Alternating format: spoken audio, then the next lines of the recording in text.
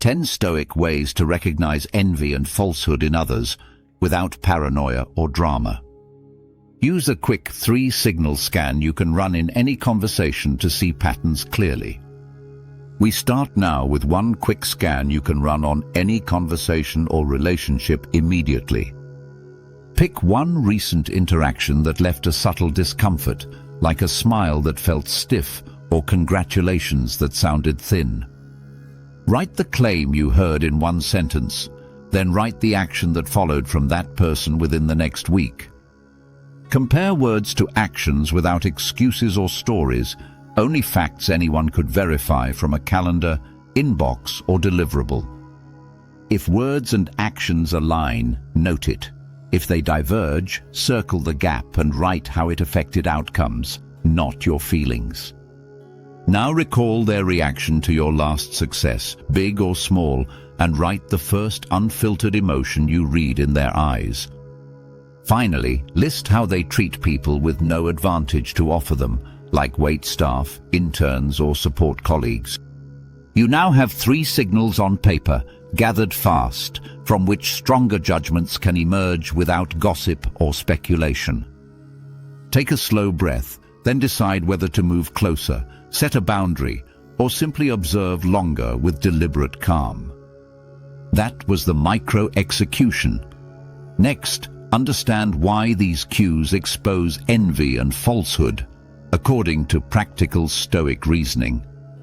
Stoicism separates what is under your control from what is not. Other people's opinions sit outside, but your discernment does not.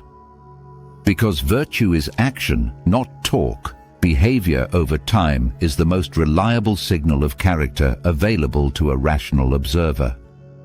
Envy leaks through reactions to others' progress. Deceit leaks through inconsistent patterns, especially when incentives change or eyes turn away. Calm observation protects you from knee-jerk retaliation, allows better boundaries, and keeps your judgment from becoming personal resentment. The goal is not to label people forever, but to decide wisely how much access, trust, and dependency you grant them. These 10 checks are compact, repeatable, and compatible with any role, from student to manager to founder, across daily life. Use them to evaluate patterns, not isolated moments, letting evidence accumulate before you escalate, confront, or quietly step back. Now we lay out the protocol in order so you can run it cleanly when stakes or emotions feel high. Step 1. Watch actions more than words, tracking whether promises become deliveries and whether apologies become specific repairs within reasonable time. Step 2. Note reactions to your wins, seeing whether joy appears unforced or whether praise hides a wince, a sigh, or a minimizing joke. Step 3. Observe how they treat people with less leverage, because respect without upside reveals steadier character than charm aimed upward. Step 4. Separate sincere praise from flattery by asking what it cost them, whether it is concrete, and whether it comes attached to favors. Step 5. Monitor consistency across contexts, looking for pattern shifts when audience, incentives, or pressure change, especially between private and public. Write one line in the comments naming one inconsistency you will watch calmly this month, then continue. Step 6.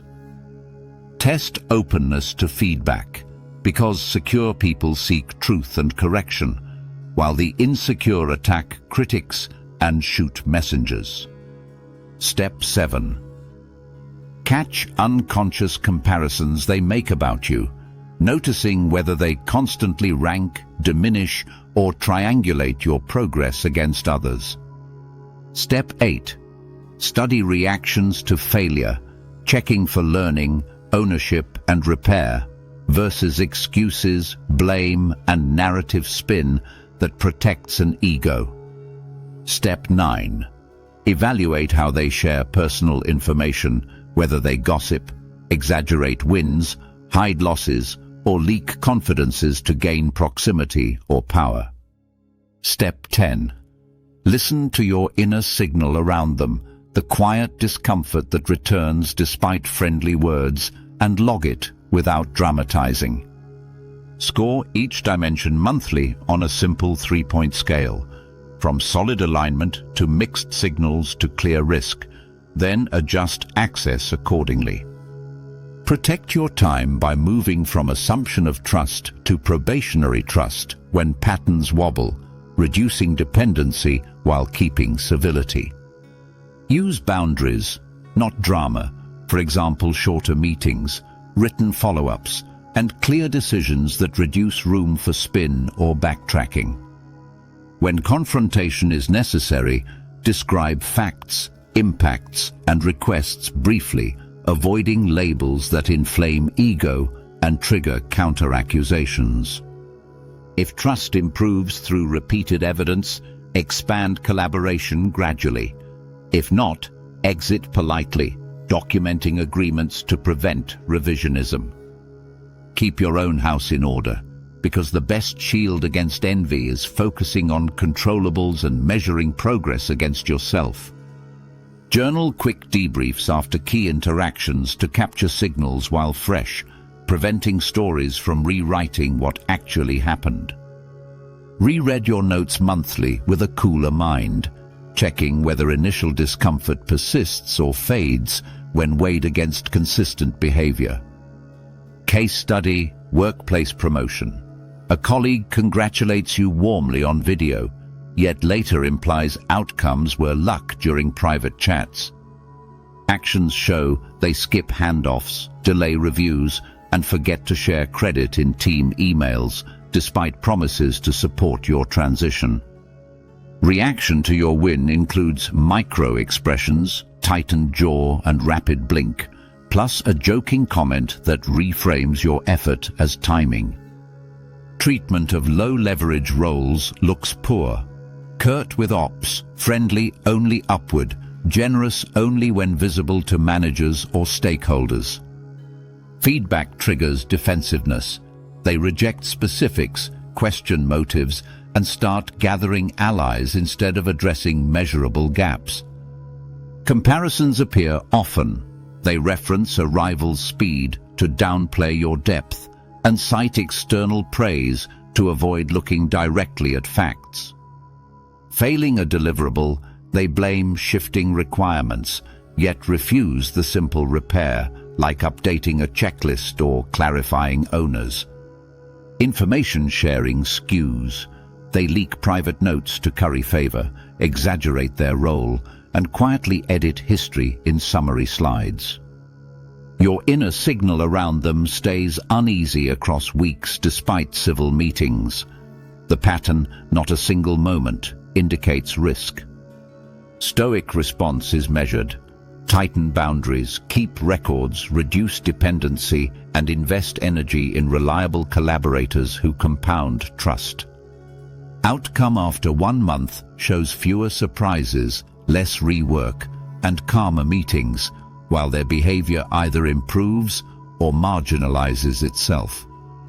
If escalation becomes necessary, present your pattern log briefly to a neutral leader and ask for specific agreements and single-owner commitments. Variant, friendships.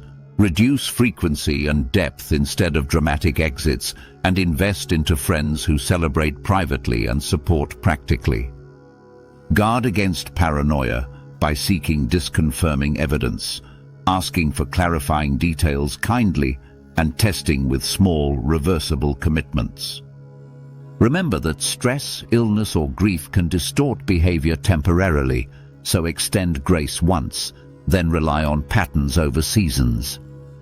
If you misread a cue, correct quickly and apologize specifically, showing you hold yourself to the same standard you expect from others. When envy rises in you, convert it into admiration plus practice by copying one useful behavior and measuring progress for 14 days. Use the control dichotomy to release obsession about their opinion, returning attention to your craft, your pace, and your chosen commitments. Write one sentence in the comments, one boundary you will apply this week, written clearly and respectfully without blame. Measure your trust posture today on each dimension as 0, 1, or 2, where 2 means clear risk requiring boundaries now. Record one concrete behavior you will change this week, such as written summaries, single owners, or shorter loops before approvals. Schedule a 10-minute review next month to rescore and adjust access, noticing whether patterns improved, held, or deteriorated further. Comment the word observed once you have logged 3 signals and 1 boundary so the habit becomes real. Final check. If nothing changes after your boundary, reduce exposure and reinvest in relationships that demonstrate reciprocal standards over time. Stoic clarity is not cynicism. It is disciplined attention to evidence, letting facts, not moods, guide who gets your trust. Anchor phrase for today: actions reveal character. Repeat it when compliments arrive, promotions happen, or stakes rise during conflict.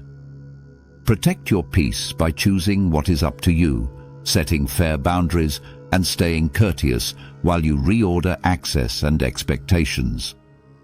If you felt seen by this framework, share it with one colleague who values clarity, not drama, and run it together next month. Write one sentence in your notes now describing the next situation where you will apply the 3-signal scan without overthinking. Then do the smallest next action today, like drafting a boundary message or moving a meeting to a shorter, written format. Thank you for practicing with calm courage. One more Stoic step today compounds into a steadier, safer circle tomorrow. Return in 30 days and rescore your pattern log. Your life will feel quieter because your choices are cleaner and your mind steadier.